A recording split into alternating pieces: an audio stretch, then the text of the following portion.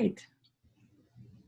So good afternoon. This is Shannon Gronich. Welcome to week 2 of the Capital Raising Virtual Bootcamp. And this is where we are discussing how to limit litigation risk while raising capital so you can grow your company successfully. Capital for keeps. We have a special guest tonight.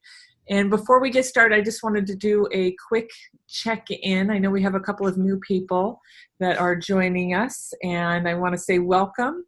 Make sure that you get to introduce yourself, and then go through quickly some of the agreements. I don't know if Bob and Charlene, you had a moment to watch the initial video yet, because they just joined us today.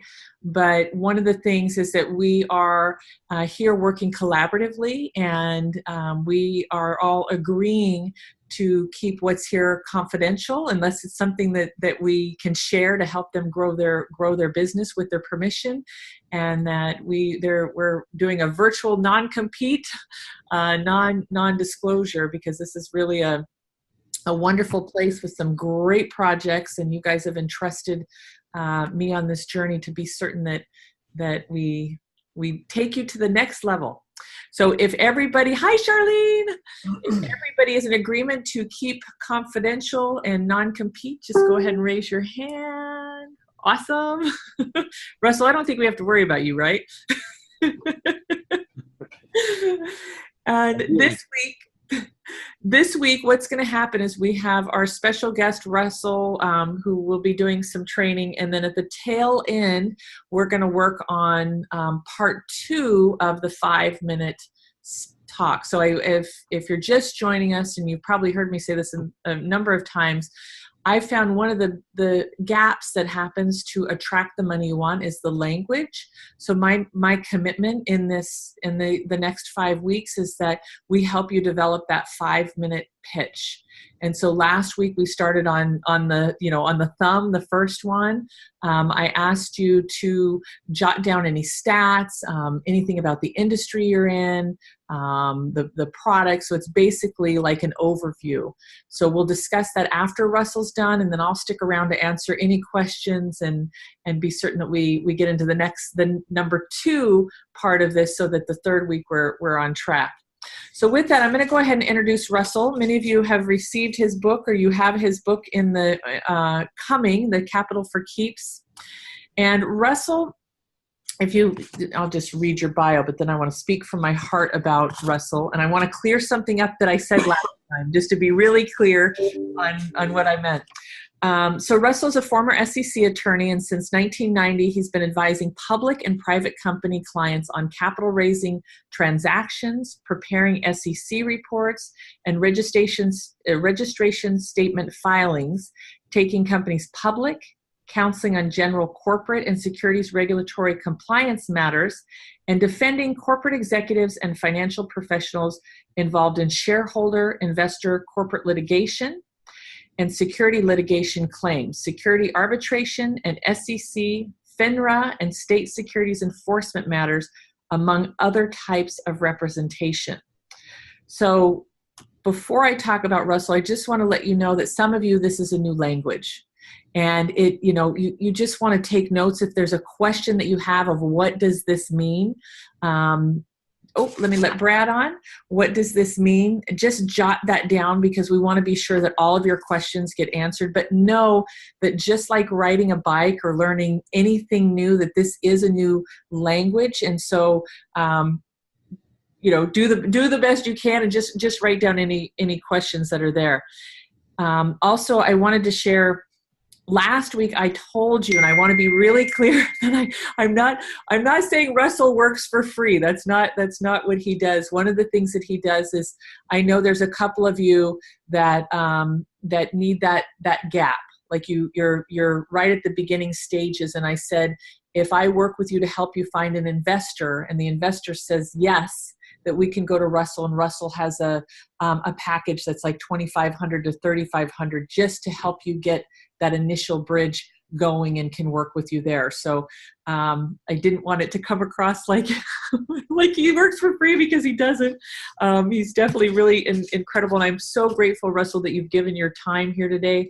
One of the things I love about you is your commitment to this work, the commitment to letting people know that you can raise capital and helping them stay safe, because some of you may have heard he's been involved with good people that have been to jail. And part of why we're doing this is just to be certain that you learn how to be over compliant, learn enough to be able to make decisions. But the biggest thing is to know that you need to hire somebody that's a professional and can really help guide you along the way. Russell's also located here in Florida. He has a beautiful family and a beautiful wife. So as many of you know, I'm passionate about businesses that have a family. So he's one of my favorite, and he has done so much to help the Business Acceleration Network and our community stay compliant. He's helped them with different corporate contracts, non-disclosures, non-competes, and really he's here to protect you. He's here to protect you. So with that, we can go ahead and give him our big clapping and we can turn this over to you, Russell. Thank you so much. I know I'm going to ask you questions, but I just wanted to say, here's Russell. Well, thank you, Shannon. That's an awesome introduction. Everybody's seems to be having dinner. I wish I'd brought a pizza or something. I could, feel like I'm part of this crowd here. Anyway, I don't really have an agenda for you. I kind of need to know, what you want to know, and if you have questions, that'll help me, make this a meaningful hour for you. And I can talk a lot about,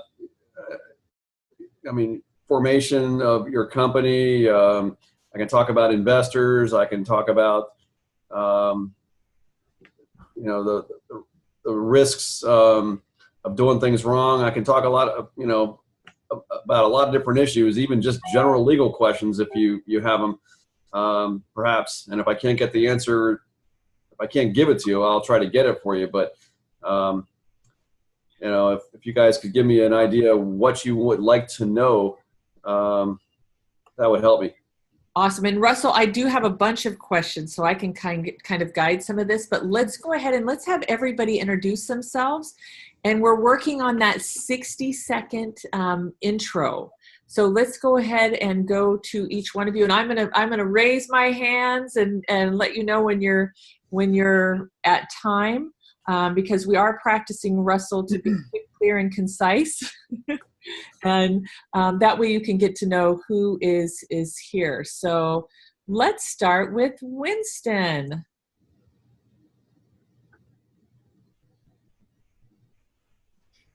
Hello.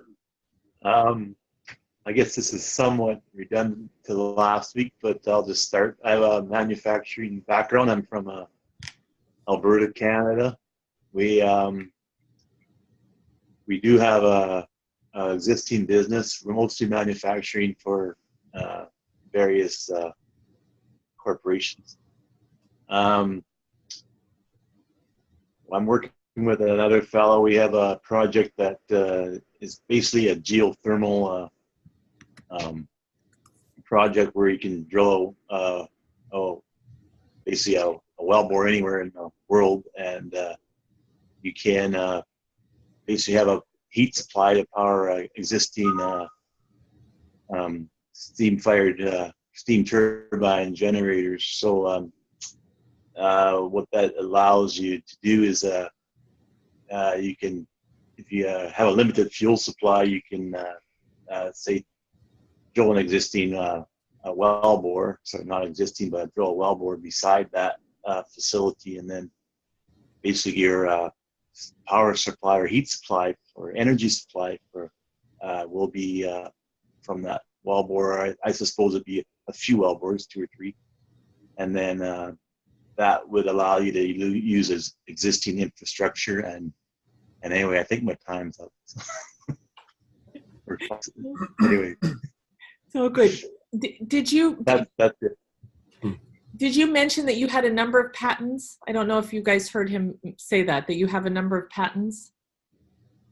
I have previous, not on this project though, but we have, there is, I haven't, I've done that checklist partially, but there are no patents existing for this technology yet, although from what I know about it, it would be relatively easy or, go through the process to get existing get patents on it, but it's been non-disclosed so far. So. Okay, great.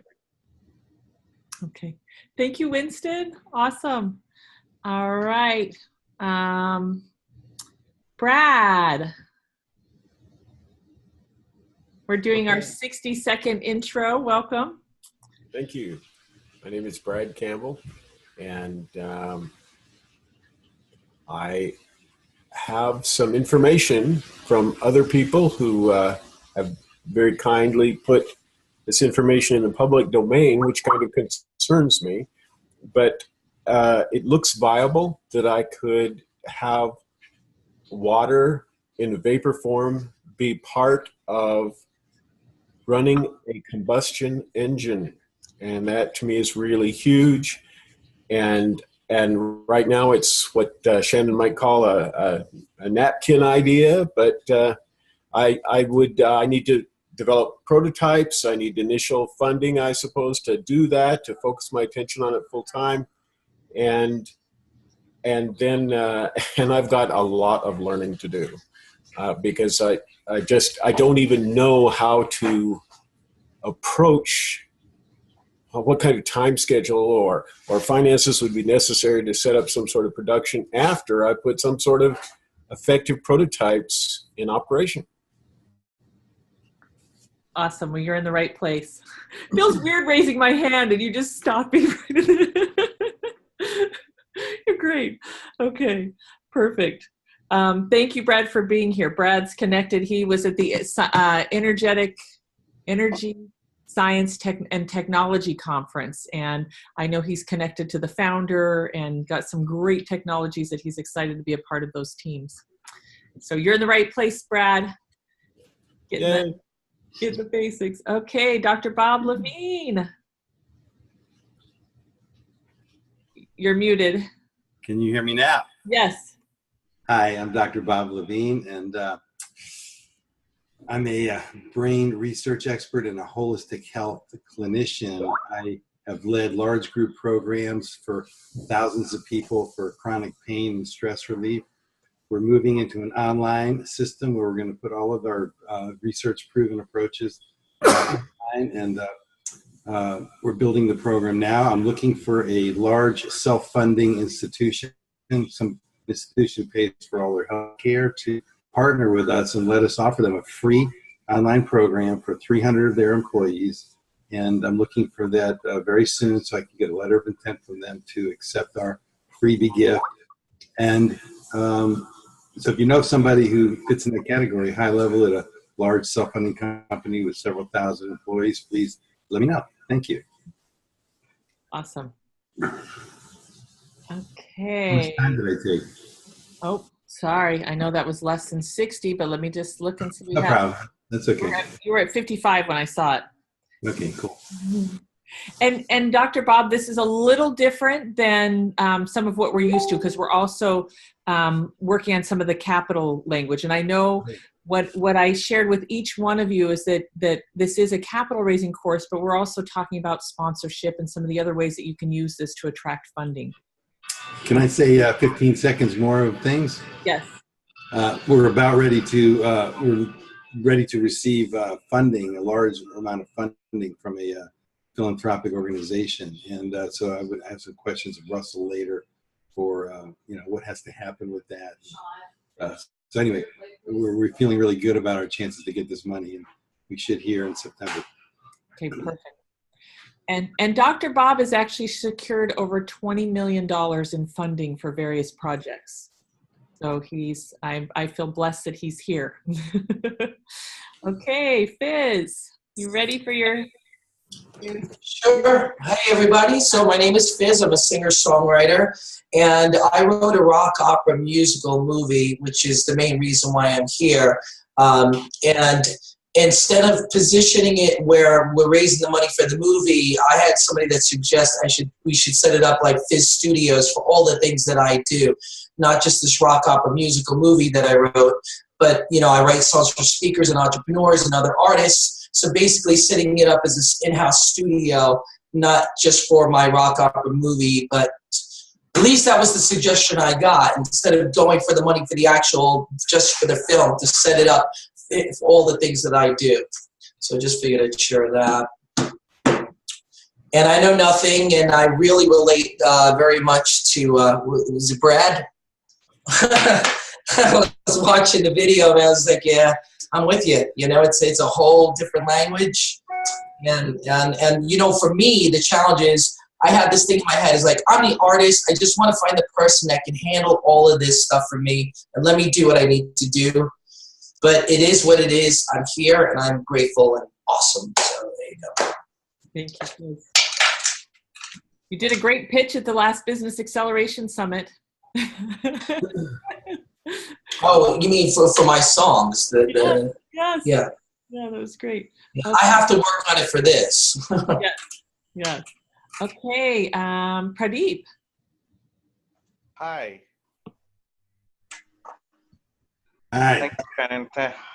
Nice to see you, Russell, after a long time. Hi, Pradeep. I'm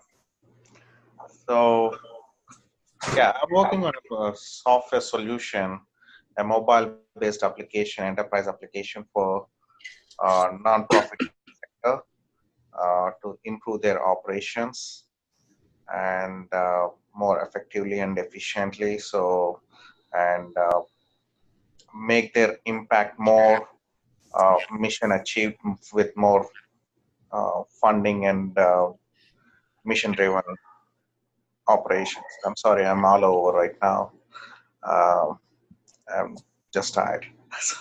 Our current focus is mainly on non-profit sector and also integrating with educational institutions and also businesses to track their employees and students for volunteering with NGOs or non-profit organizations. So product has been released and launched, I should say. So we are getting ready with multiple services for all this customer base right now. Thank Awesome. you. Great. And you're raising capital. And Russell, I don't know if you have questions that you want everybody to include. I'm kind of using the process of getting them working on their message a little bit, but you may have questions before I dive into some of mine. Charlene, thank you, Pradeep. Charlene, let's hear from you for a moment. We're just doing a 60-second intro talking about your project. Okay. I'm Charlene. I'm Dr. Bob's wife, and I work on him with everything that he talked about. However, on my side, I also am a massage therapist and I have my own practice.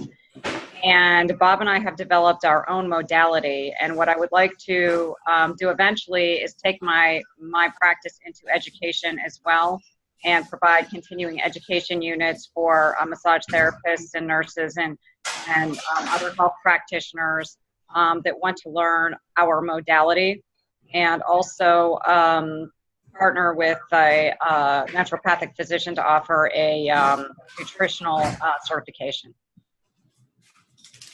Awesome. That was quick. That was 38 seconds. Anything else? No, that's it. Okay.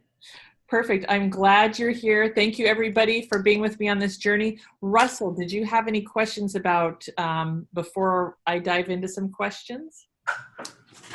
Here? No, I mean, I think that, the book is probably foundational to this discussion, right? So if your students have access to the book and they've been trying to digest it, then I can extrapolate on that, because the whole idea of the book was really to shortcut a lot of the education process and make it less expensive for them to learn a lot of background that hopefully they wouldn't have to pay for from a professional to get it, and it gives them a higher place to start from, and may even serve as a guide itself, perhaps even a deterrent, if from launching off into the wrong direction. So, with that being said, I mean, I don't really have any questions, but I'm happy to answer any if we have them, or if you just want to throw things at me that you think that they would like to learn, or maybe you can articulate for them issues that maybe they can't articulate. That's perfect. However you want to do it. Okay, awesome. So one of the things I'd love just to give a show of hands of how many of you have had a chance to read his book or reading his book right now. Okay. I know Fizz is waiting for his. Okay. So yes, you definitely want to read his book. It is incredible. It dives deep into all of the pathways. One of the things, Russell, one of my first questions that I think is really key when individuals are getting started here. Hold on just a second. Hold on, I'm trying to pull up because I have a few notes here. So what are some of the common mistakes that that you've come across with newcomers that are raising capital? Well, I think in general, there are categorically two big mistakes. And one of them is just simply lack of planning. And the other one is lack of education. And those two categories, I think, kind of encapsulate most of the problems that folks have, either in succeeding with the business or in avoiding problems. Problems with the people they got money from, or the problems that those people complained to and complained about the business. So lack of planning has, I mean, it's a big category, but it can start with just the idea of since we're talking about raising capital, really identifying how much capital you really need to start your business.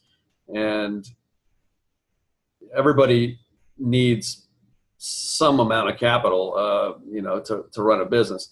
Even if it's a service business and you're contributing yourself, you have some resources that you need to be able to bring to be able to serve adequately. And but like Winston is talking about going into manufacturing, or maybe he's already manufacturing, I'm not clear. That can be a huge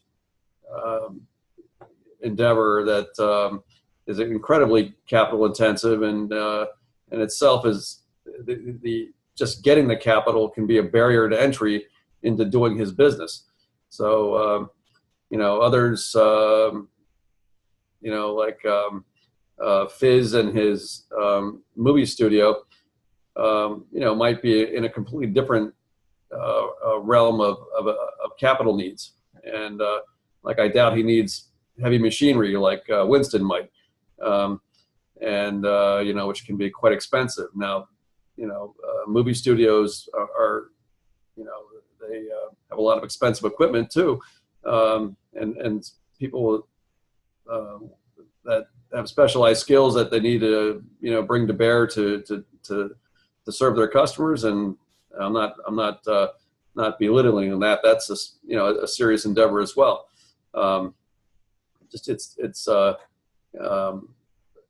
It has different needs, and trying to lay out and map it all out at the beginning as early as you can, getting as much information from as many sources as you can, is part of the effort. Building your business plan, and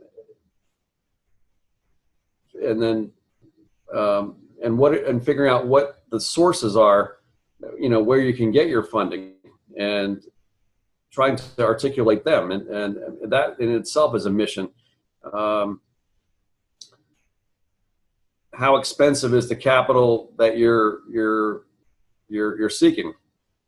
Because there is a cost of capital, and sometimes it's not perceived at the outset, but it has an impact down the road. For example, if you were going to try to fund your company by issuing equity,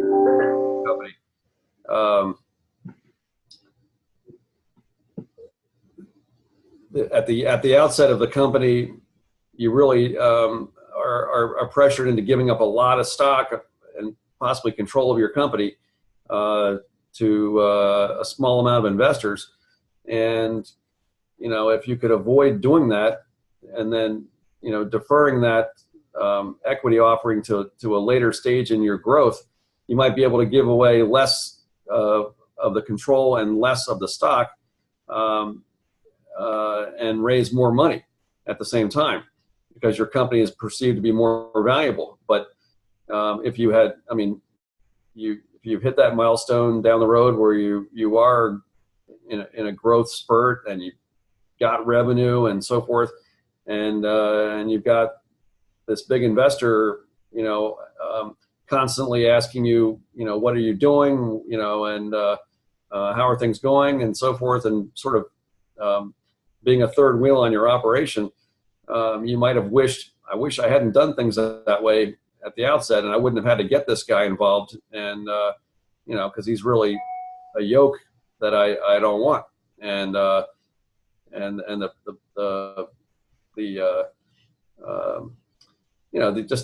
annoyance of that becomes kind of greater over time for some people, and if they could have deferred that, they could have structured their operation differently. If they could have planned to do another type of fundraising effort and succeeded at it, they might have been able to avoid some of these problems, and possibly even been able to grow faster. So there's a lot to think about. Ultimately, doing market research on the viability of your company. Is there a need for your product? Are people going to buy it? Or are people going to buy your service? What's the competition like? How are you different? Are you competing on price? There's a lot of elements to a business plan that you ideally ought to map out at the beginning as much as you can, and kind of get these issues figured out. And then that may be, just that thought process could be, what makes you decide not to go into business, or it helps sharpen your goals, so that, because ultimately, if you are going to seek outside funding, you're going to have to tell this whole story, and ideally, you already have it in writing in a credible kind of a document where it's laid out and explained, what you're going to do, because ultimately, investors want to know that you have a firm plan and that you're going to be able to execute it, because why else would they give you money? So the capital aspects of planning are a huge issue in their own right, and part of your plan can involve, I mentioned equity, but there's all kinds of funding sources, and maybe you're eligible for grants. Maybe you can essentially finance your business by joint venturing with another business. I think in the book I mentioned just almost a foolish example of what if the various vendors to a kid's party got together, the clown, the caterer, and what was the other one? Like the jungle gym like the blow up jungle gym guy or whatever, you know, they all got together and they said, okay, well, let's just pitch a product and put it out there. And, you know, we'll have a package deal for people. They can get all of our services for a party, and, you know, we'll price it at X and we'll market it as a group effort. And each of us have our specialties, and then we'll all benefit from, you know, this joint effort. I mean, in the most basic sense, I mean, you know, are there things that you can do to finance yourself, you know, that way, leveraging on other people's skills, just different ideas. And so I think, you know, that's really an alternative to capital funding is being able to leverage relationships. And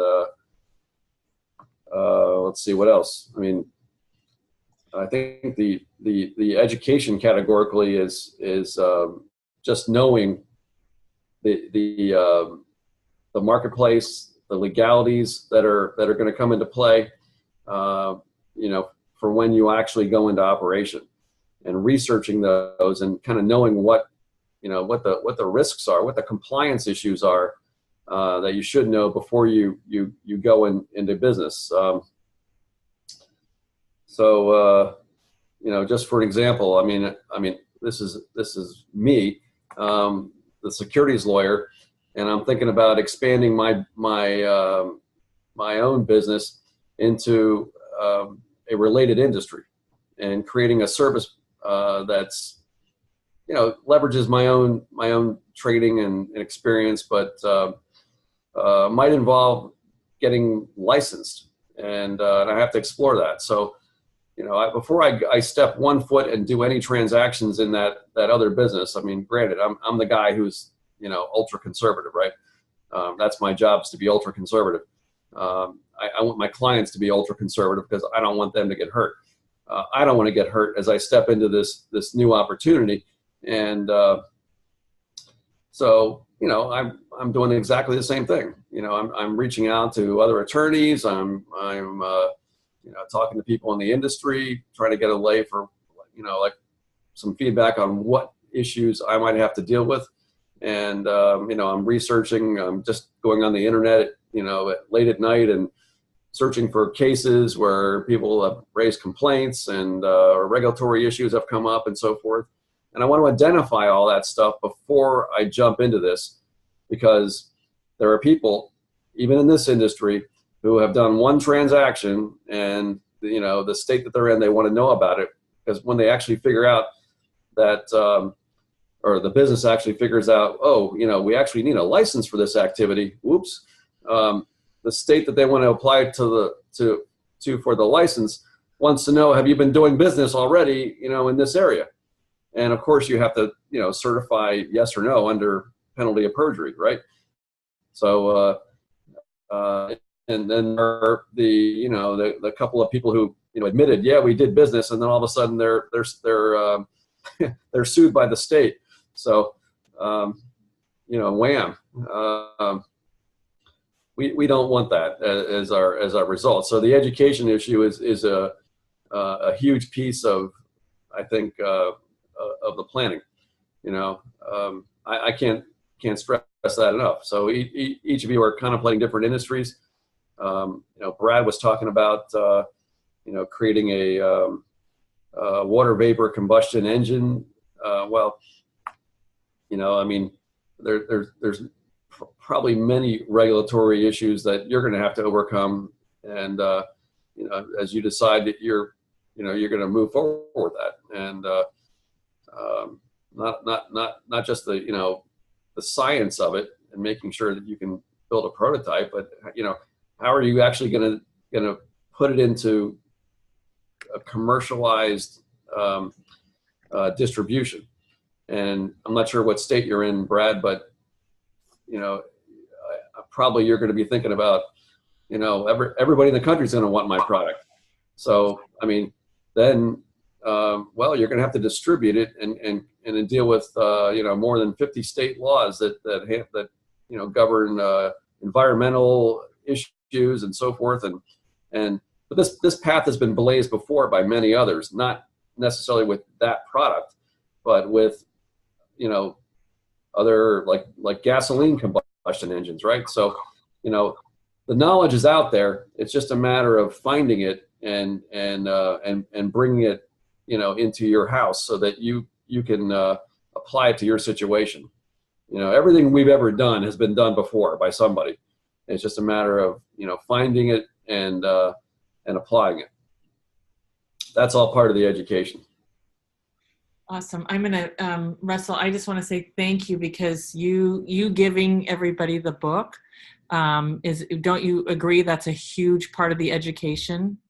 That's a piece of it. But, you know, certainly if you're going to raise capital or I mean, some of it is, I think, foundational to any business, you know, like just the mindset of how you're going to run it, you know, whether you're going to raise capital or not. But, you know, but if you do raise capital, you're taking on a whole nother element of risk and exposure, legal exposure. And if you can, you know, grow your company without getting outsiders involved, you know, it's definitely a legally safer environment for you. But you know, 'cause the moment you bring outsiders in, that's when you know, their legal issues get brought to your, you know, your door. With that, I want to ask everybody if they have a question, but I just want to be, I want to make sure, because I know there's some people that have not read the book, because you said bringing in outsiders. So can you just real quickly share with us what is a securities, what would be considered a securities, and in raising capital? Sure. So thank you for reminding me that I need to be, you know, like very basic in some of these concepts. So raising capital in general involves, or at least when you're talking about investors, there's two ways that kind of a request can be made. It's either going to be made in an offer in which you are offering security, like a collateral, as a means of security. Well, I keep saying this word security, as a means of protection for the investor, so that they have some asset to go after if your business collapses, or they're not secured. And most of the investments that are offered, these investment opportunities, they're unsecured, and that's really where you know, my world is, the unsecured world. And so when you're asking somebody to come into your business and plop down their money, you're making an offer to them that you know, for some kind of benefit in return for that money. And whether it's a promise that you're going to grow the money, it's a promise you're going to give them, you know, a percentage of the company, or a promise that you know, that eventually, you know, you're going to repay it, or you're going to do something with it, whatever it is. And but they're going to benefit from it. That arrangement, that offer, is a, quote, security. And it's really just an investment opportunity, in other words. You're giving them the ability to invest. So even a loan, Russell, even a loan, like a promissory note, all of those are considered securities. Yeah, even a loan, even a promissory note, they're opportunities for people to get a return by your effort. You're taking their money, and you're going to give it back under terms, and that is an investment opportunity, and that is a regulated security as well, or can be, depending on how long the term is on a promissory note. There are rules that, because some of these issues also get into other regulated areas, which was making this even more a complicated discussion. But short-term loans may not be securities in all cases because they're regulated by the banking industry. So, or should be. And if they're not, then there's a whole nother element of whether it's a security or not, or it's regulated. But in general, in the most general terms, yes. Whenever somebody is giving you something and you're giving it back to them with an expectation of some kind of return, then setting it apart from a donation or a grant where you're receiving capital and there's no expectation of monetary payback, that you have complete use and discretion of that money and it's not returnable. That's a different world, and that's certainly another type of funding, but not an investment. Okay, great. So I wanted to see, Russell, I'm just going to see if anybody has any questions, and if not, I have a couple more questions, but I wanted to open up because he's here for you. So Dr. Bob? Hi, Russell. Nice to see you. Likewise. Russell, we have an LLC in Florida, and we're getting ready to pitch for this fairly large sum of money, between $500,000 and $1 million. For us, it's pretty large anyway. I'm wondering about, and that money will come with no strings attached, no equity. How do we need to be set up to receive that? If this foundation or family office or whatever it is just giving us money, do we have to have anything special in place to receive it, or can we just receive a check from them and go to work? You said they're a foundation? Yeah, there's some sort of foundation or family office. So they're not expecting to have a tax like deduction need. I don't think so. I think they're giving the money because it's part of their charter to give money for certain things. Are they expecting anything in return? What are they expecting in return? They want to see our project succeed. They're not looking for equity, they're not investing in our company in this phase. So the idea is that we work for a year on the pilot project. The pilot project is successful. We can go in for, let's say, phase 2 funding for maybe $10 million or $15 million from them. And at that point, they will want a small piece of the company. 3 to 5%. That's a number that's been kicked around. So my question is, what happens then? Do we need to be in a more favorable corporate structure, like a C corp instead of an LLC, or can we stay as an LLC? No, you can stay as an LLC. It sounds like they're a sophisticated group, and they're certainly wealthy. I mean, they gave $200 million to the University of California, Irvine, an incubator for integrative health practices, getting them into the mainstream, and they just didn't bat an eyelash over that.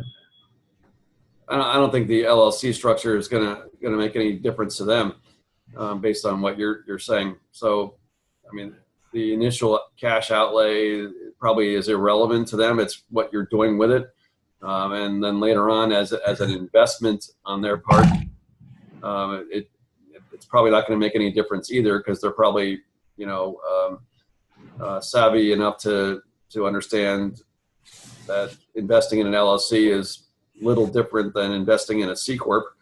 There may be some benefit or detraction from them for investing in an LLC. I don't know. But I would not. I don't know what that would be for them, because usually the difference in corporate structure, there can be tax benefits depending on what the nature of the business is that might be advantageous to an investor, and the vehicle might make a difference. For example, if it was an LLC versus a C corp, they might prefer, like if you were doing real estate development, they might prefer the pass-through tax benefits an LLC can give them in the interim that they wouldn't get if you were a C corp. On the other hand, if you're in a general business, let's say like Brad's, engine company, he's probably going to get more garden variety. Well, I can't say he's going to that's likely, but in general, a broader section of the population is probably a likely audience for him. So, and their sophistication is unknown. So they might be more, or in marketing to them a deal structure, it might be easier to market a C corp for them or to them, because they can understand probably easier making an investment in stock that he can offer versus a percentage of a company that might be offered in an LLC or a membership unit or some other way of characterizing the equity, terms that they might not understand, and might make it harder to sell to them. So I don't think in your example there's going to be an issue that you're an LLC. And your initial question was, is there anything I have to do? Or I would check the state of Florida rules on donation solicitation and make sure that you're compliant with that, because there is a licensing scheme for certain people that seek donations, and that's out of my skill set, but I know it's out there. So since you're doing that, you may want to just check. That's what comes to mind. Great, thank you, Russell. Appreciate it.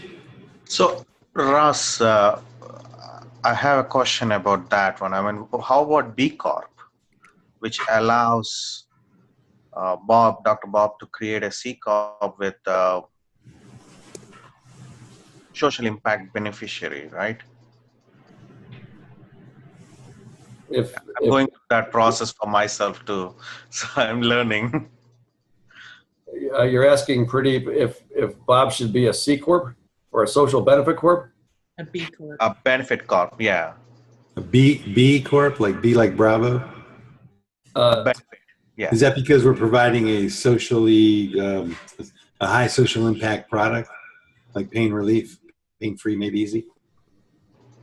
I mean, he could definitely look at it as a structural alternative to his current structure, but I tell you, I'm not a fan of like social benefit corporations, because what if he wants to get more traditional funding, from investors? Then they're almost going to be ineligible to use that structure, and certainly probably wouldn't understand it or wouldn't want to deal with it.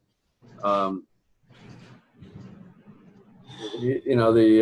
C corp or the LLC is probably a more flexible scenario for him, because he doesn't have to, be focused on articulating social benefits, because his may be essentially ultimately for profit, and for sure, it's a profit venture.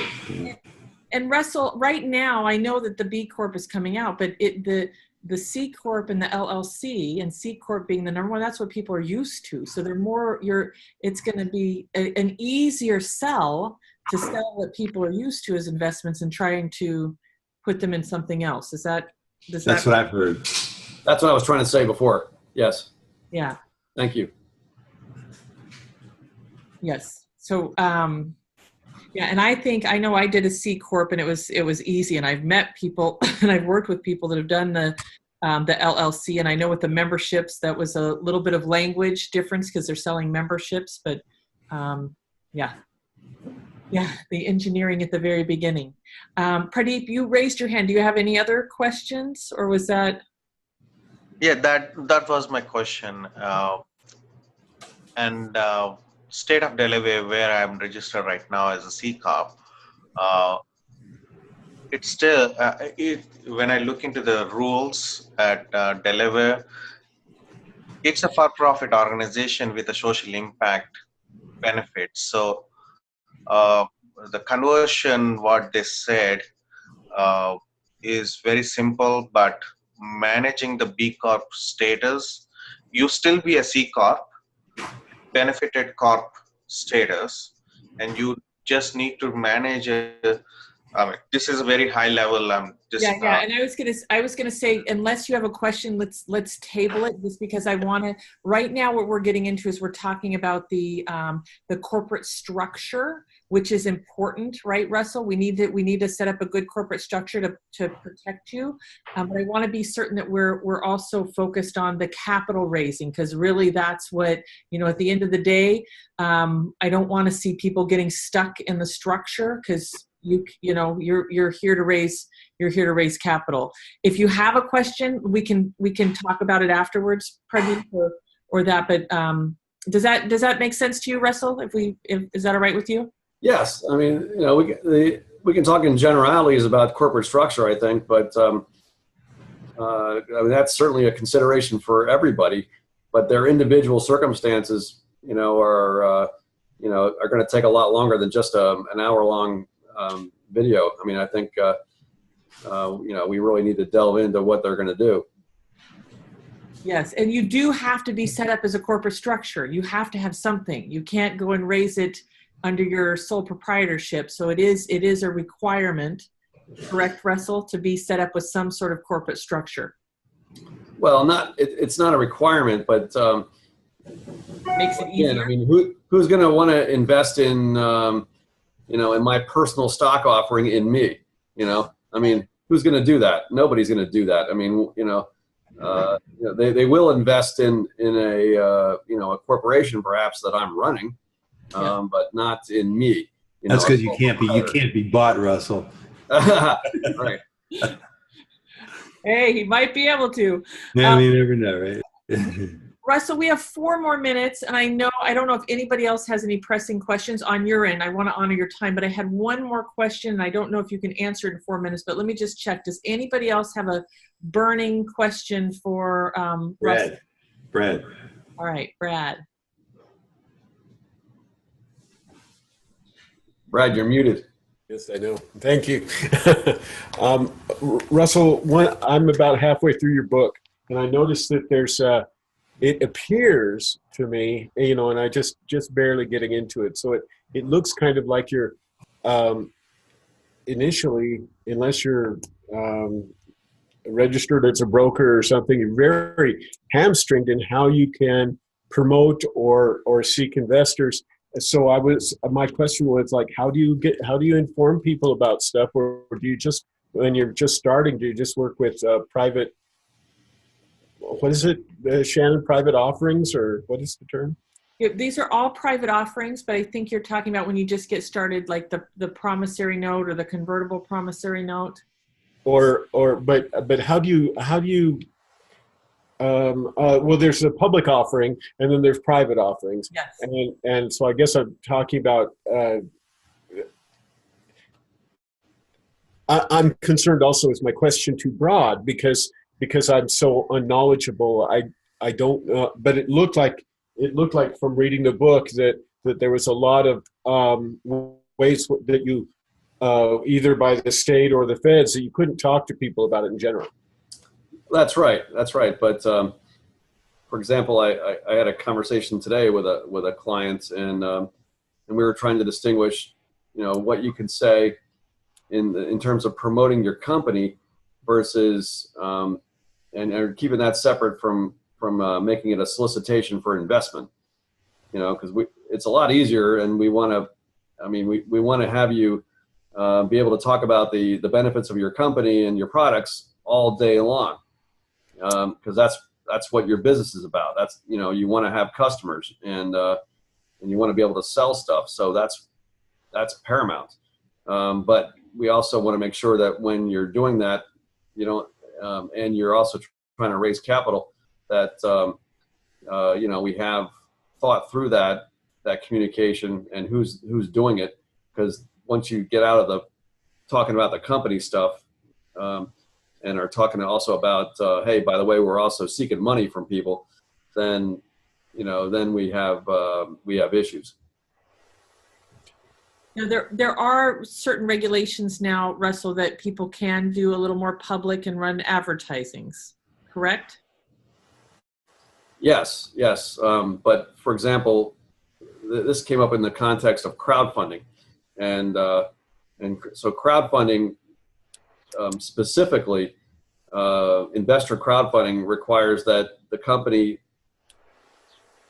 only direct their potential investors to a licensed crowdfunding portal, who will actually be the platform that communicates with the potential investors. Okay, so how do we separate that from the company's usual message about, hey, we're a great company and we just did all these tests and we're approved for this and that, and not make it part of the offering?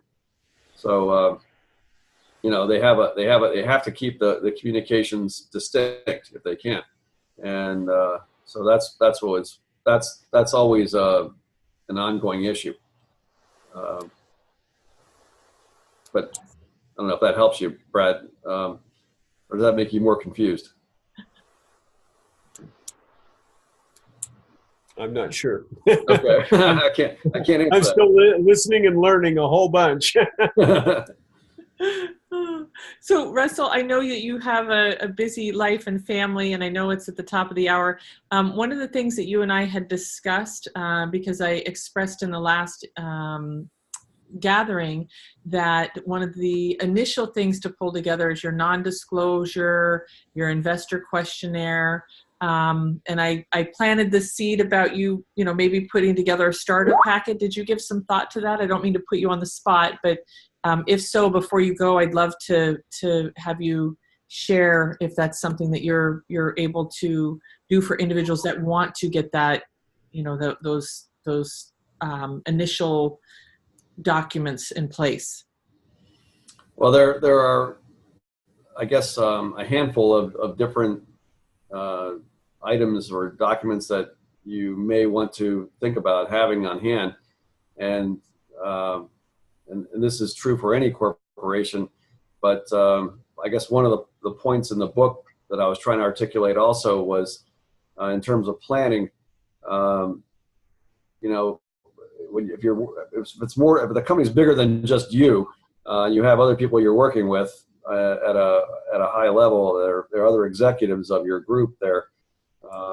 You know, that you should plan for the corporate divorce at the beginning, and who's going to get what and how things are going to shake out, because that's the only time that anybody's friendly, you know, is at the beginning. Down the road, things happen, people's ideas change, they have different opinions, and they may not like each other, or they may, you know, have some life interruption where now they're incapacitated and now their spouse is standing in their shoes.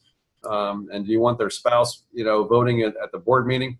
You know, I mean, all these kinds of things are part of the planning, and if, you know, you can articulate them at the beginning, there are documents to make that happen.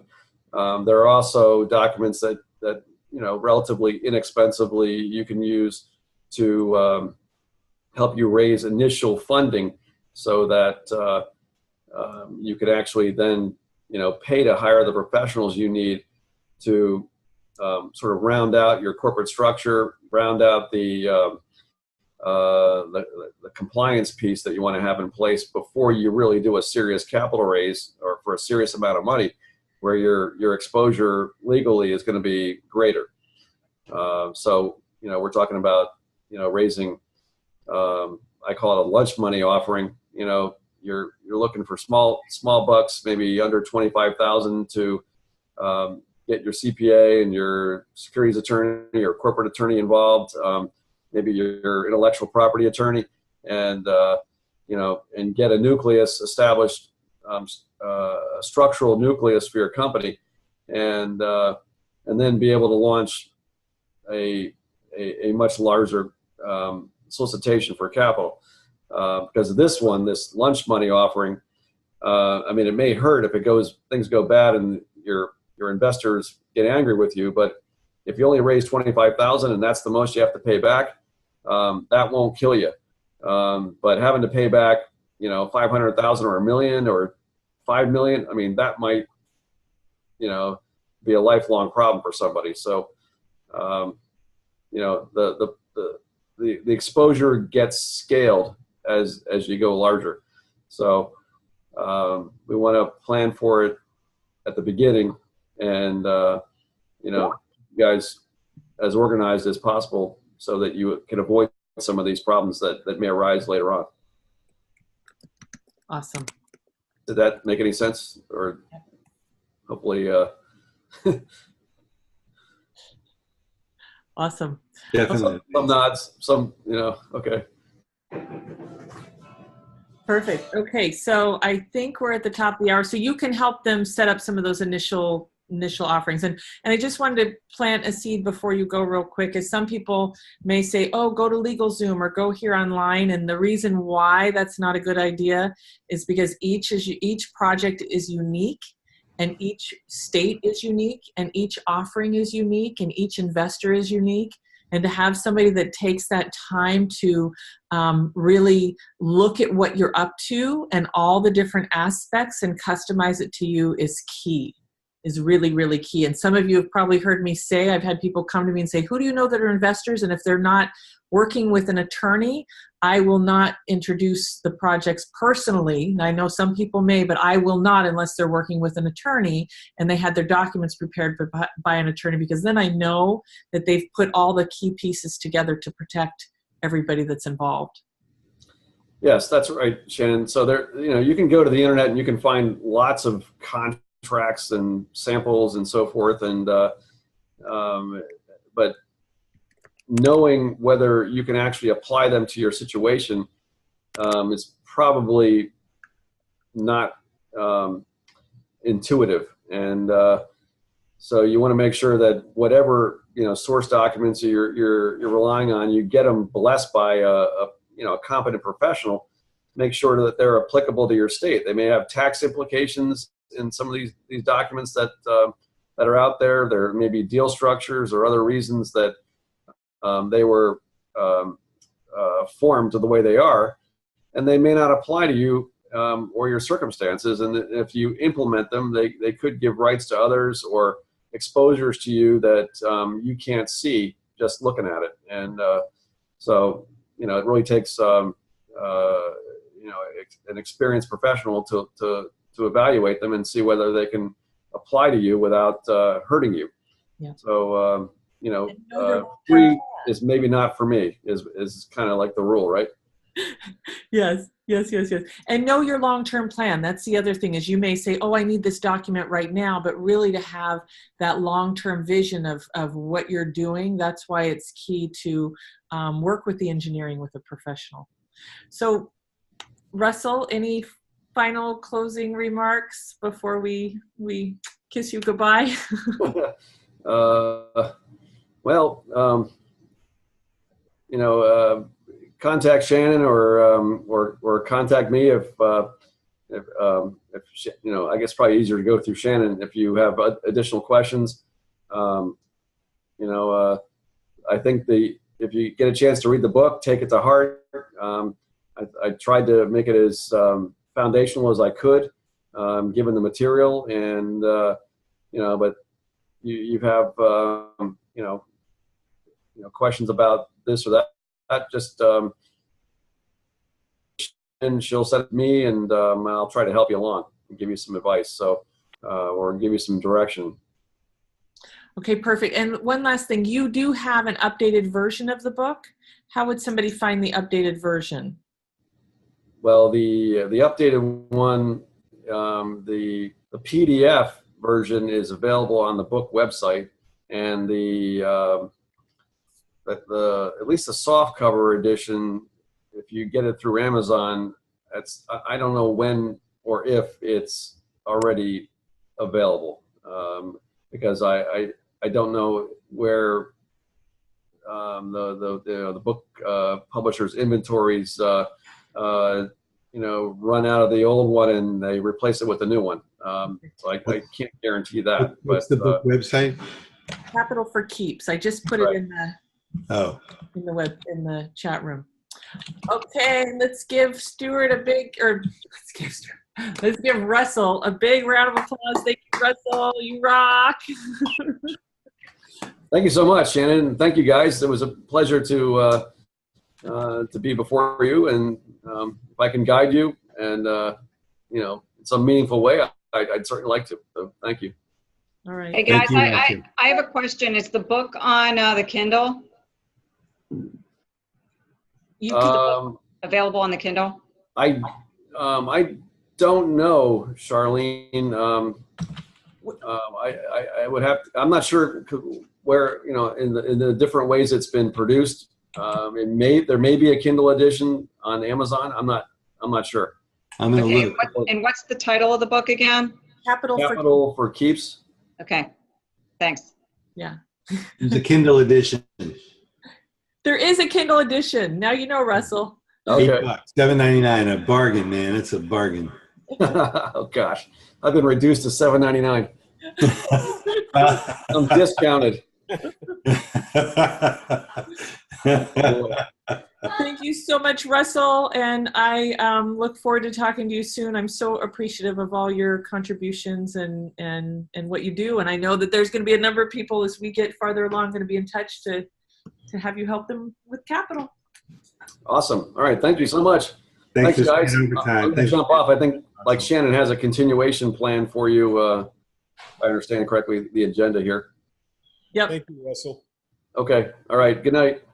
Good night. Take care. Bye-bye. Thanks. Bye-bye. Okay, so wow, that was amazing. I have to say I had a big long list of questions. So we could go through some of those as we keep progressing. I wanted to touch bases with each one of you and make sure that you take time to fill out the capital checklist and send this in to me if you haven't already. I just this is going to give me a baseline of where you're at, and it'll also allow you to see some of your gaps. Now I know each one of you, some of you are just at the beginning. You're like, I don't have anything yet. But we talked in the first session about starting to identify some of these things that you've put together, starting to determine your technology needs, to starting to determine your operational needs and looking at your financial goals.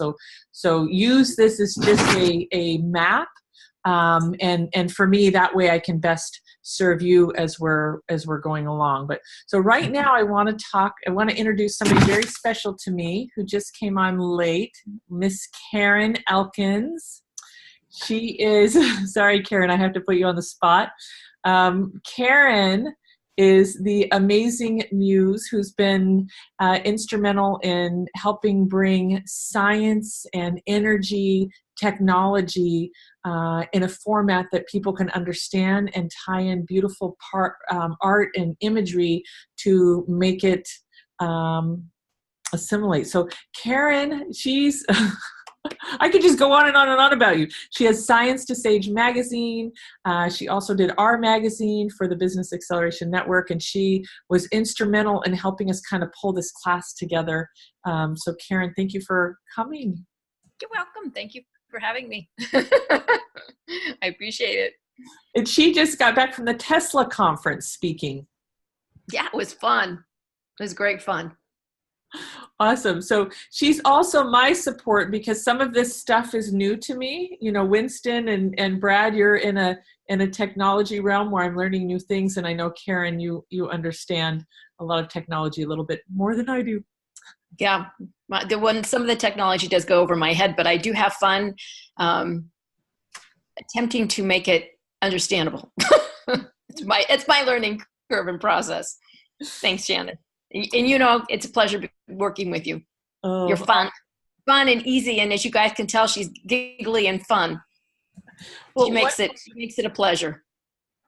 One of the things with Karen is when you get to that place of developing your capital like book and presentation, she is by far the best artist and graphic designer and used to own a big marketing firm to lay those things out. So when you get to that place where you're like, okay, I need my pitch deck in the form of a brochure or marketing wise, she is a absolute rock star. I know we didn't talk about that ahead of time, Karen, but I just kind of connected those dots and thought I might I might Thank you. plant that seed. Thank you. I appreciate that. Perfect. Yeah. So let's go ahead and we're going to dive into, before I open up for final questions, I want to dive into our 5-minute presentation. And I just wanted to see if there are any questions. So last week we were working on the first part of the presentation, what is your project, your product, or service? Being able to articulate that in a quick, clear, and concise way. You can do that by painting a picture, using a metaphor, making it really clear and concise so it's easy to share. And I know some of you have different layers that, like Pradeep, you have multiple modules. So this is where you will want to paint that end in mind picture. You know, going into all of the details about the modules will be a little bit too much for this particular presentation. So that's the first part. And then the second part of that was the big question, who cares? Like, that's where we talk about what's the market that you're impacting? How big? Any numbers that you can put in there. So before we go into number 2, I just want to check in with each one of you on that piece and see, where are you with that? I know Bob and Charlene, you're joining us for the first time, so you don't have that. You don't have the homework, but the people that were working on this, I want to be able to support you and see what's happening. Now, our goal is to get this to 1 minute. That first part is 1 minute, Bob and Charlene and Fizz. And it's key because this, I'm telling you, if you didn't hear this last time, when I was able to get this 5-minute presentation down, this is when I got so many yeses. I could literally go and talk to 10 to 20 people a week. And by the end, I would ask the question from a scale of 1 to 10, how interested are you? And they would tell me, and I could take them to that next level of non-disclosure, non-compete. So I'm taking you through a process, and it was great. I talked to Russell about this week because he didn't realize this process that I'm sharing with you. And he said, this is absolutely a great way to show your level of sophistication. So that means being magnetic with what you're doing. And getting the results that you want. So getting it down to 1 minute, but I didn't want you to work on the 1 minute. I really wanted you to make it 3 minutes, make it 5 minutes, so that we can cut and paste from that, so that we can get it down to the 1 minute. Now, if you're in Facebook, you can post it there so that we can look at it and tweak it during the week, and everybody can contribute. I know a few of you are not on Facebook, and you can feel free to send it to me, and I'm happy to review it or put it there too, but we can use that space to share. So let me just check in with each one of you on that piece of homework and see if you had any questions, comments, feedback. Winston, can I start with you?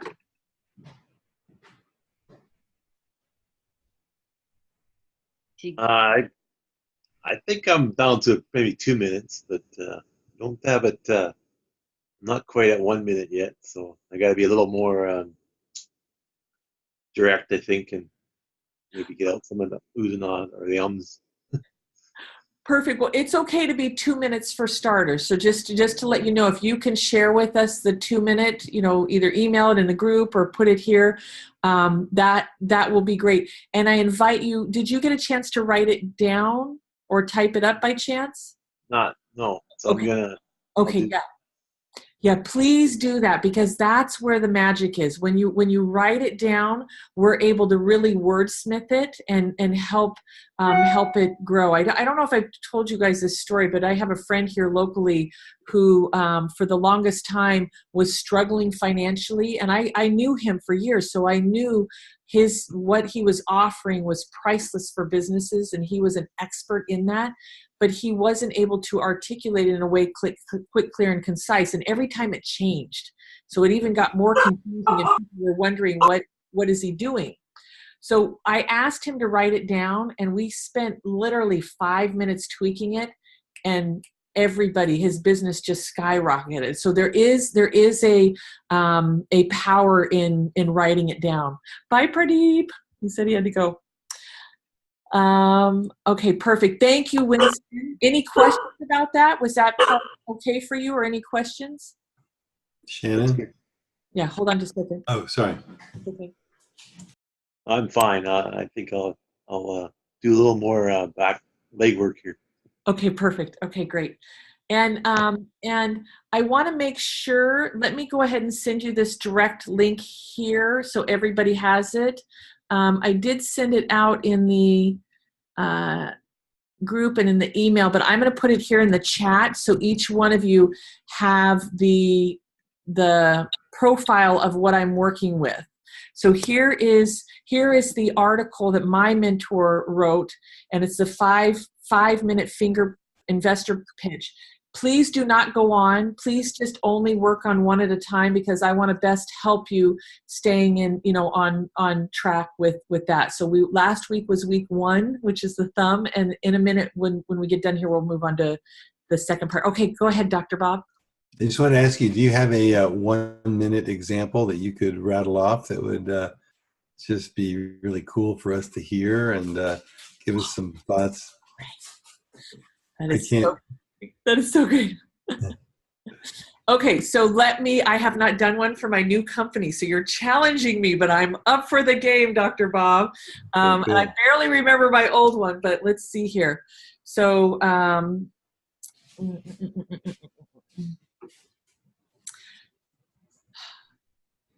So Business Acceleration Summit is a C corporation that was founded to provide education for entrepreneurs and parents in business. We are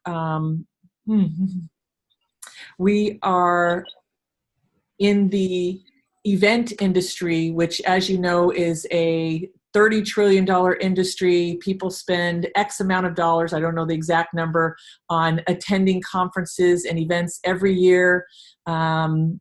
We've been around 3 years and have existing agreements with influencers from all around the world, making our impact over 500,000 people currently at this point. Great. So you're basically laying the foundation for who you are and what your company is and what you do. Yes, and the industry. So I only touched on the event industry, right? Yeah. But if you can talk about the industry that you're working within, then that's great for the stats. So for you, Dr. Bob, you're working in pain management. There's over 114 million people suffering in chronic pain each year, and it's a $560 to $650 billion drain on our economy. Yes, exactly. That's great. Okay. And for you, Dr. Bob, I think also tying in that we have 20 years of research. We've worked with companies. I would do some name dropping. Yeah. Because you've worked with some very big corporations. Chrysler, Dow, Blue Cross Blue Shield, Henry Ford Health System. Yeah. Yeah. Okay, gotcha. All right. In that 1 minute. So that 1 minute is just about the product, and if you can paint a picture too. This is another place of painting a picture. It's just about your product and the marketplace, the market opportunity. Yeah, market opportunity. Gotcha. All right, great. Thank you. Great job, Shannon. I was very scripted before, but I don't remember it off the top of my head. Okay, Brad, how about you? I think you did. Let's see. I'm still. I haven't written it down, and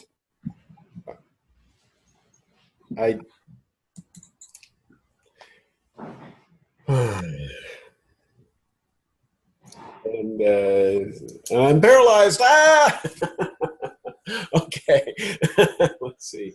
So it's just I find it challenging to present what I have to offer. It's so unusual. It's and yet I personally feel it's believable. But how do I? But my part of my challenge is to communicate that believability that I have inside to the people that I'm talking to, so they don't think it's just air or foolishness, So that's really awesome. If I can, thank you for sharing that, because what I found, Brad, is that I had the same challenge when I was uncertain of what it was. And also playing in for me, I've been a trendsetter, and I know in the industry of what I was raising capital for, I was at the forefront of what most people were seeing. So that, I had to kind of break through that barrier. And once I was able to script it and really, so this is it can be an uncomfortable process, but it's very powerful. Once I was able to script it and write it down and actually practice it and get feedback, that confidence builds. Do you know what I mean? We're all here to help you mastermind that. So I know for you, I would be talking about fossil fuels. I would be talking about maybe Tesla I would be talking about some of the good stuff that's happening in the industry where people are making a lot of money on this type of technology. The same thing with you, Winston. I would be looking at, there may not be the exact same technology, but what are technologies that are like this, and the impact in the industry. But Brad, just know that as you go through this process and you get it written down and you say it, the confidence does build a little bit. Go ahead.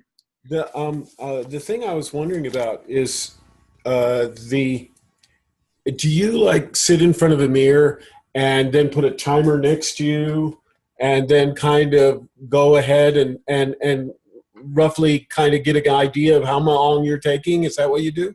Eventually. So right now we're just in phase 1, and phase 1 is just getting it down on paper, and it's probably going to be about 10 minutes, right? Okay. So the first thing is just getting it down on paper, and then we're going to work together to find the gems. So before you practice, we don't want you practicing until it's something that's going to be significant and make sense. Okay. Right? So let me help you wordsmith it. And Karen, I don't mean to put you on the spot, but Karen's also just brilliant. We're so lucky to have you, Karen. Thank you for being here. Dr. Bob, I know, who's raised millions of dollars, is also some, everybody here collectively, we can help wordsmith some things that will be worth practicing and honing it down. But first, it's that mind dump. First is just getting it down so that we have some things to play with. So maybe like about a half page of information, perhaps? No, for this first one, I try to keep it 2 or 3 minutes most. So you can read it. Yes, you can read it and time it, but just, try to keep it short and sweet.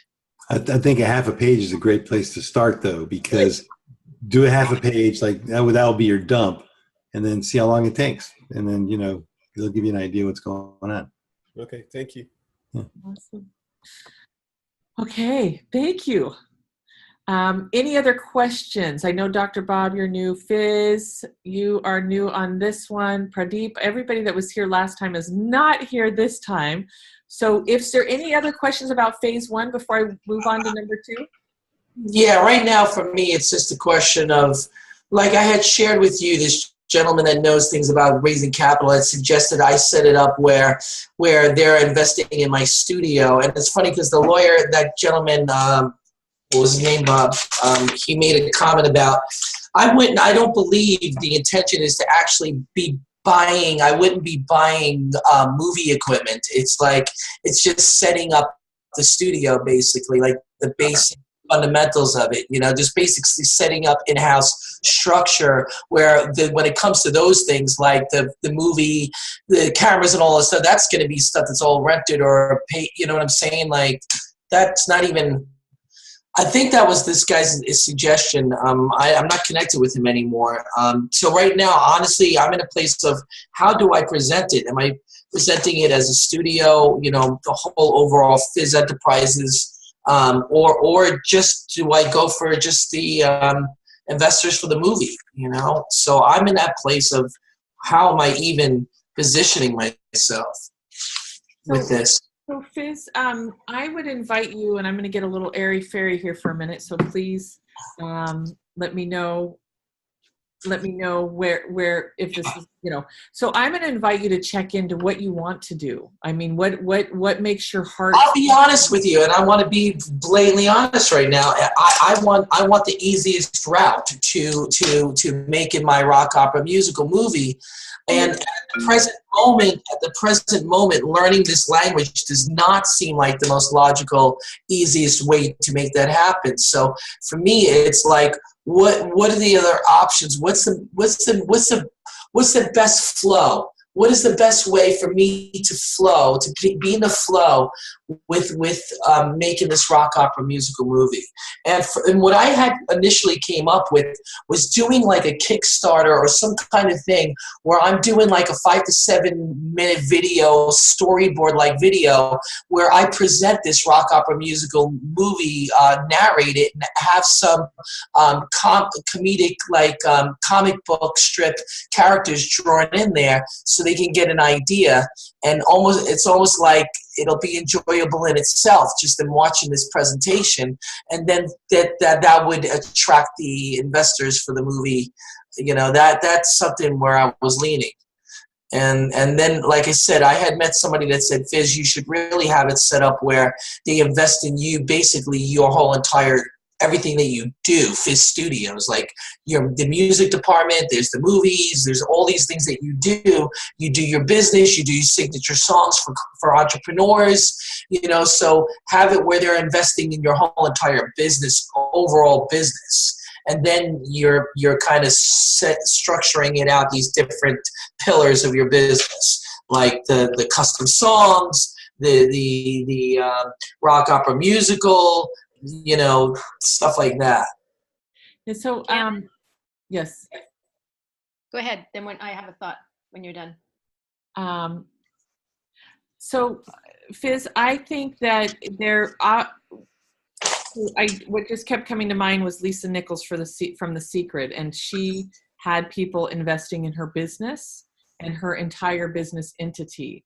I've also worked with David Stanley, who did Protecting the King. This was Elvis Presley's brother, and raised capital just for the movie by itself.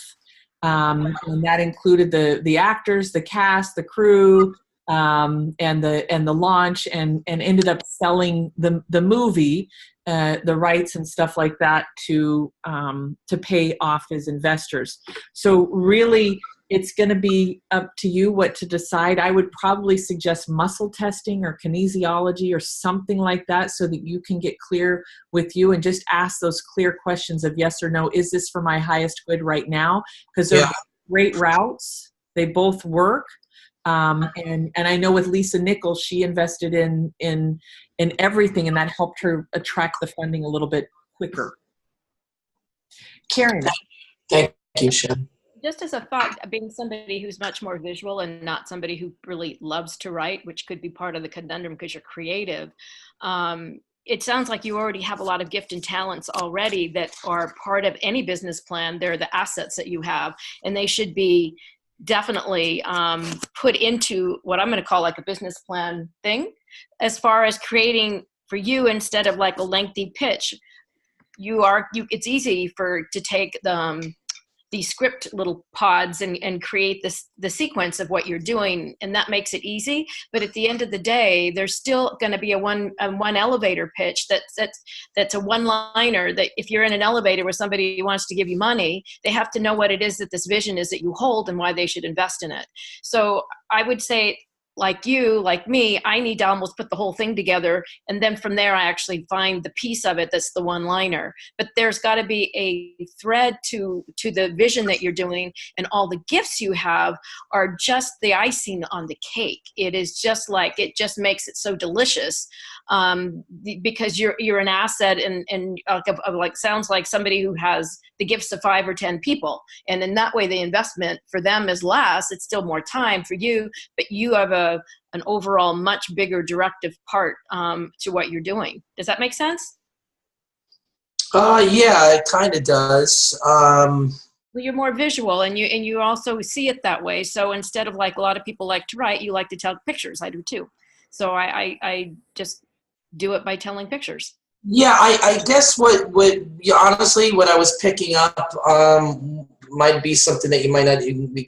I was just thinking that maybe it's like just pitching the movie, honestly, because like here's the thing, like I all these other things that I do, I don't want to be doing in the near future. Like You don't. Okay. Yeah. I don't want to be in the entrepreneurial industry anymore. I love writing songs for everyone. Don't get me wrong, like I love it, but I want to just be doing like the rock opera musical, the movie, my music, and then from there it's the tour, it's the Fizz and the Ultimate Dream tour, and everything that stems is gonna basically all the products and everything that come from the rock opera musical movie.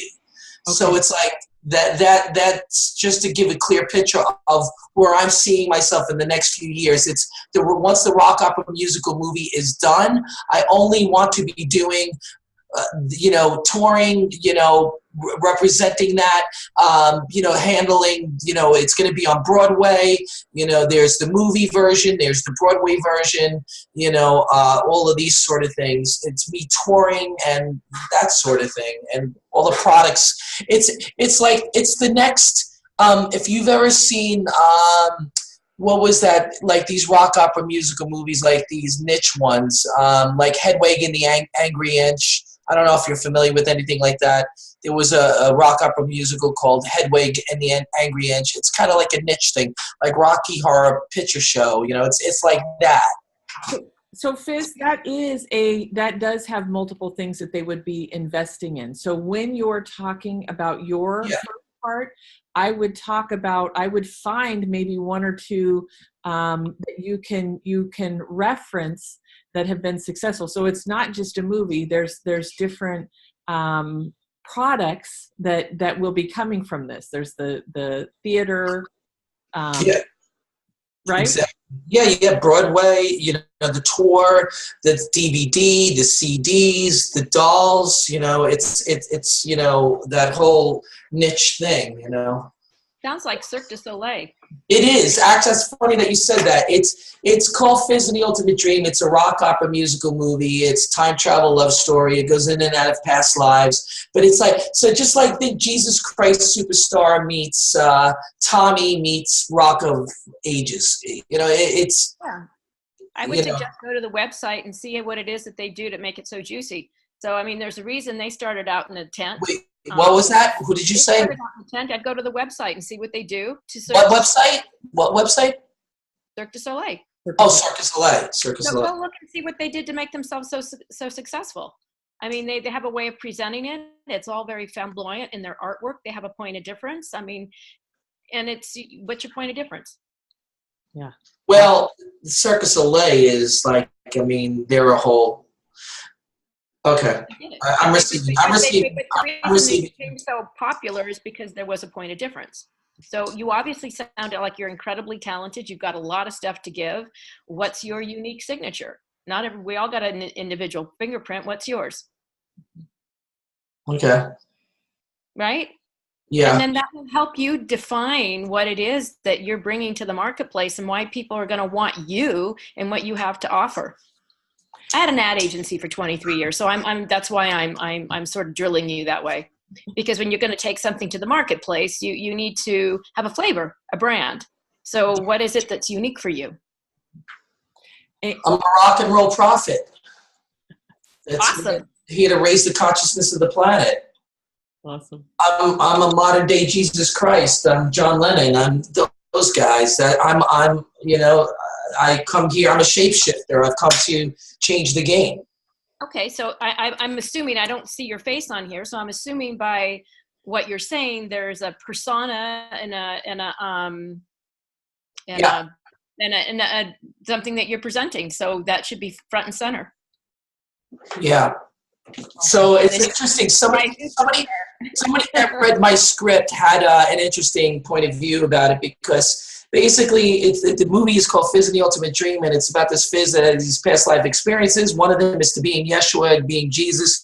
And so this person had an interesting insight, like that might be a tough thing to market it if you're presenting it yourself, and it might be best to have somebody basically representing it. So it's an interesting dynamic going on. I would just say own it. If that's who you think you are and you're the presenter, own it. Yeah, that's what I'm feeling. Well, And Thank you for that confirmation, by the way. okay.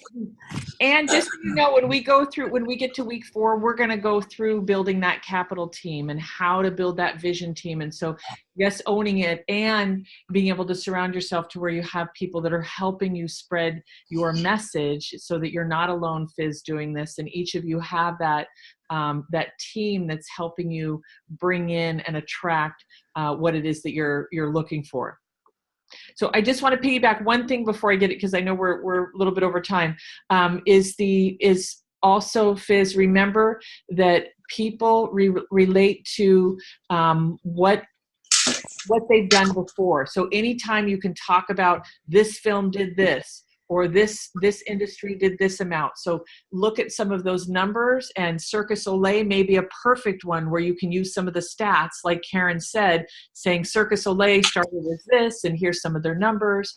So honestly, I would think it's more like Hedwig and the Angry Inch, like because Cirque du Soleil is a different dynamic, and like it wasn't that's not a film, that wasn't a rock opera musical. So I would say a more accurate thing would be like Hedwig and the Angry Inch, Rock of Ages. Now, Rock of Ages, they had massive money behind them already, but basically that's. Get that down, Fizz, and we'll work through that. I want to make sure we get on to number 2 because Dr. Thank you. I appreciate your time. Thanks, Karen. No, I'm so. Oh, yeah, Jesus Christ Superstar. How's that one?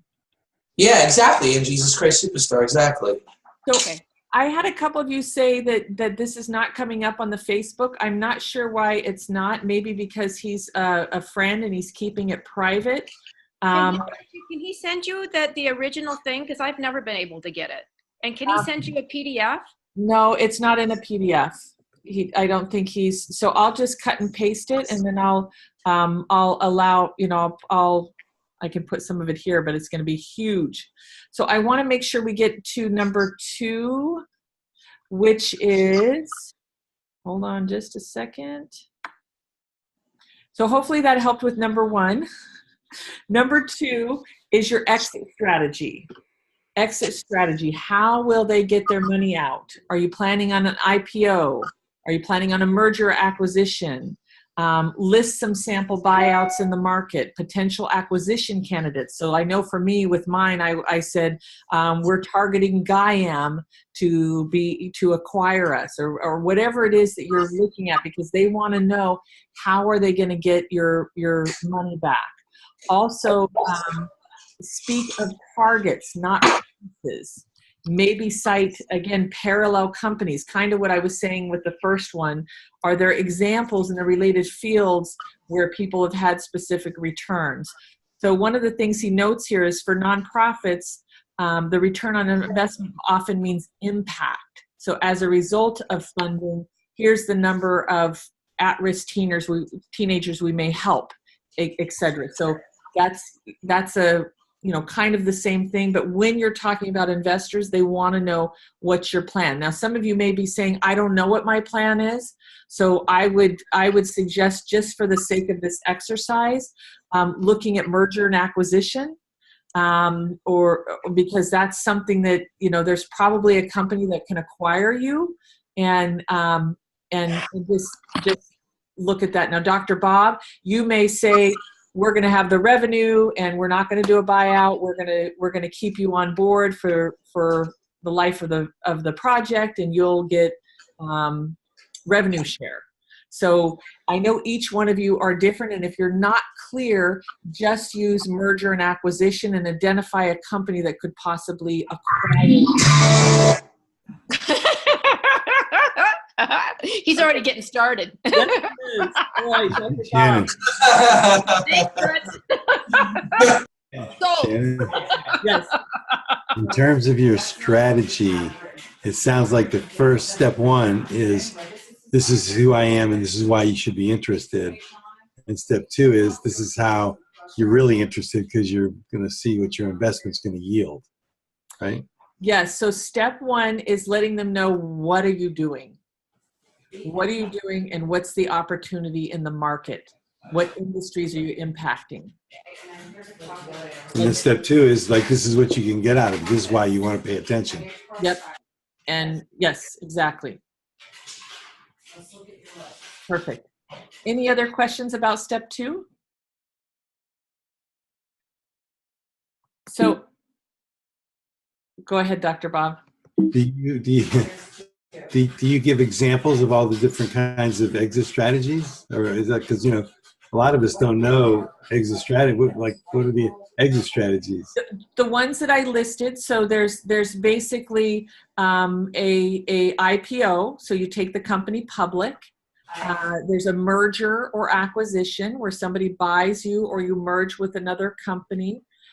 Also, you could, some people will, and most investors, just so you know, they want to know at least when their payback point is. So if you're keeping them on board and you're going to be giving them a piece of the revenue that comes in, that would be a way. That would be the way that they're going to get their money back. So kind of those 3 things. Is that helpful, Bob? Yes. And I also ordered more paper, so we have no more paper. Awesome. Anybody else have any other questions on this part? Okay, so we're we're a little bit over time. I want to hear from each one of you before we say goodbye.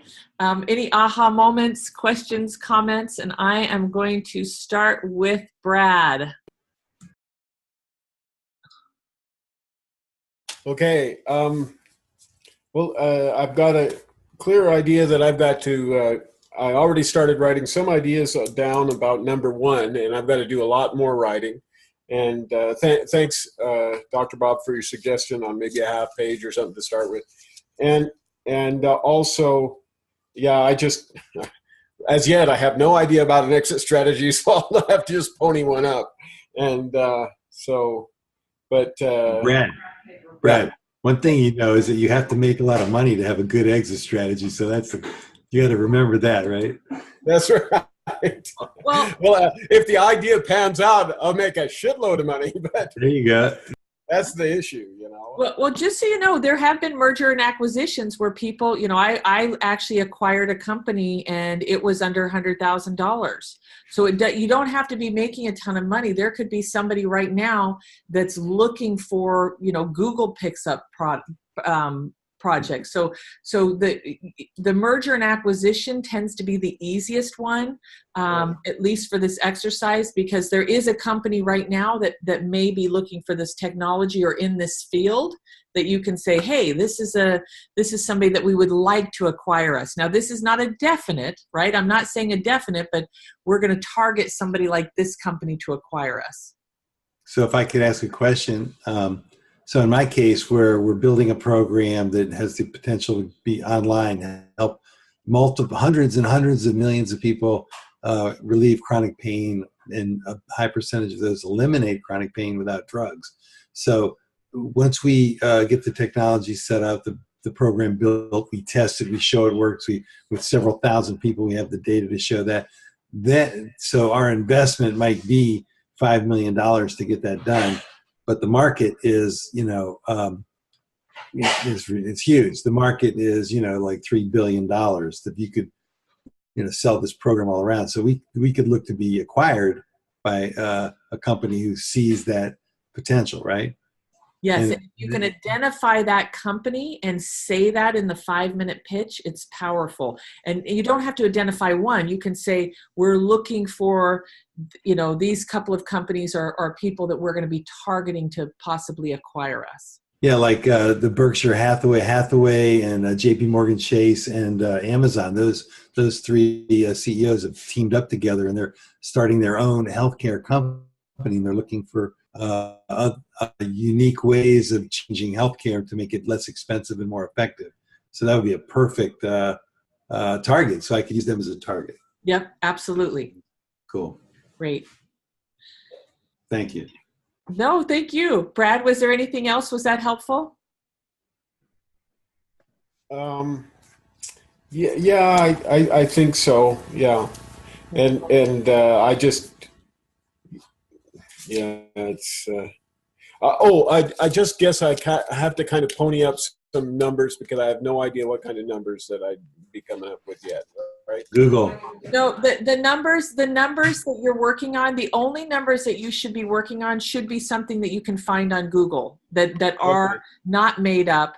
They are, I mean, it's okay if you kind of, like I winged it a little bit, but really to have a pitch, you want to be able to say, this company did this at this point, and here's a strategy, or looking according to the US Census, people pay X amount of dollars for this. So you do want to have credible stats for this portion of the pitch. Okay. Thank you. Awesome. And Brad, I just want to say hat off to you for being here, because this is it's a lot. so just keep showing up. You can listen to the replays if you need to, the videos, watch them a couple of times, and I just want to say you're doing great for being here. Thank you. I'm now, as you can see, I'm in a different environment. I'm down in Utah in the basement. And Brad, and next week I'll be back home. And Brad, I want your hair. I wish I could just send some to you. Yeah, that'd be great. Yeah, that'd be great. Thank you. Okay, Dr. Bob, I'm going to have you go next. Closing remarks, aha moments. Any questions? It was actually way better than I anticipated, and I don't mean anything that I wasn't. I mean, I always anticipate greatness, which is why I come to everything you do. Yet this was even better, because I can see that, getting this whole picture down into 5 minutes is so valuable. And my tendency is I'm a 20-minute person, that's so, and it doesn't work. So it's really important to get this thing tight into 5 minutes and let everything flow from there. So I'm really enjoying learning about step 1 and step 2, and I'm going to put that together. It's going to be great. Awesome. Because awesome. Even, this applies to everything, not just capital raise. Yep. You want to hire somebody, you want to have them be excited about becoming your company. This is a phenomenal thing for that, yeah. and a host of other arenas. I can see it. So this is great for capital, and it's great for a lot of other things too. Thank you. Awesome. Thank you for being here. Yes. Language is key, and it can be very helpful. Did Charlene want to do any final remarks?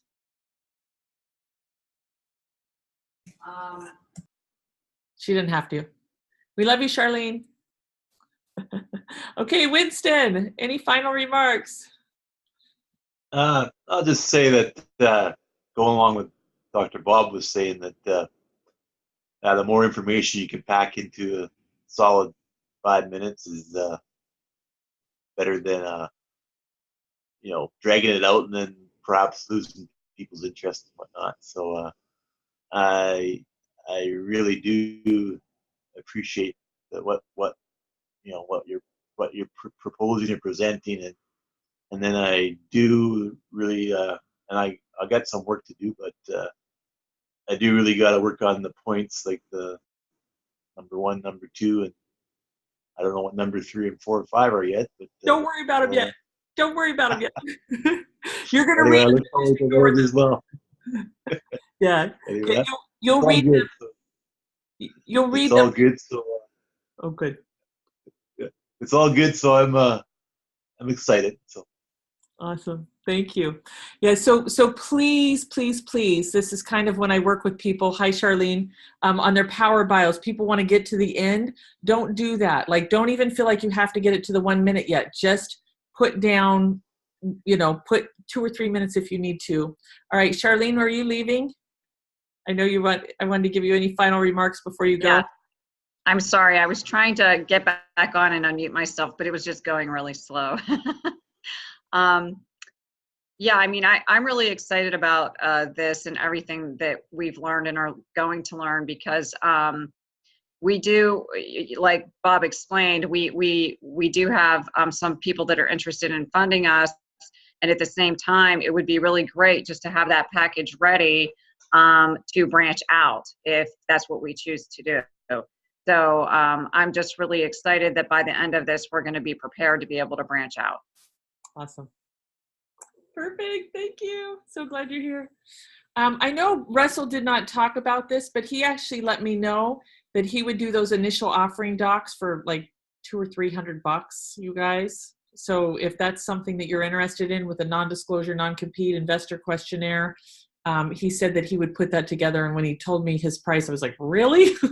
So that's something that can help you with that initial packet. Charlene, the last one we talked about is I said to everybody, please try to get those two things together, because as we get this together, once you do the 5-minute pitch, then you give them the non-disclosure, then you give them the investor questionnaire, and that's kind of the flow that Russell said is brilliant. He gave a thumbs up. All right. Biz,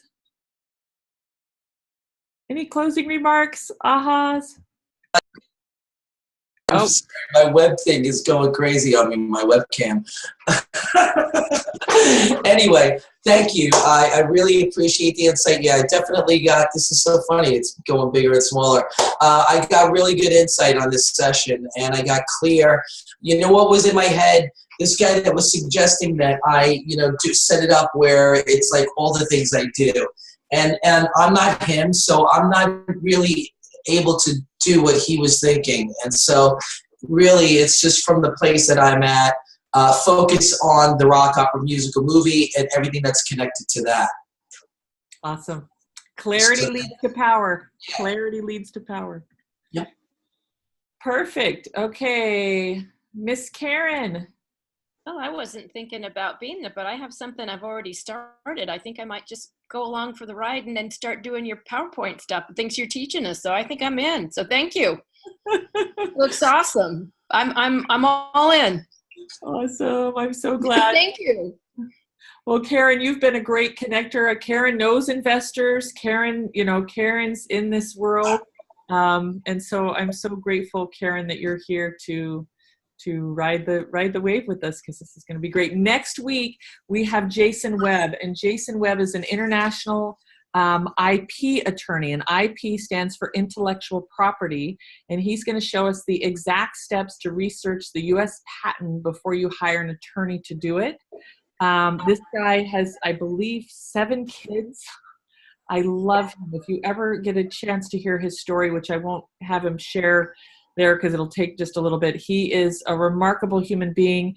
He does licensing agreements, trademark, patent, copyright. I know with Pradeep, he set up all of his disclosures, his websites, and the things to really protect him. So he is going to be here today. And please join us. So if there's not anything else, I'm going to say goodnight. Thank you. Thanks, Shannon. Thanks a lot. Awesome. Thanks, everybody. As usual, exceeding expectations. Thank you. Thank See you later, everybody. Thank you, Bye Shannon. Karen, I'm going to call you now. Okay. All right. Got it. Bye. Bye.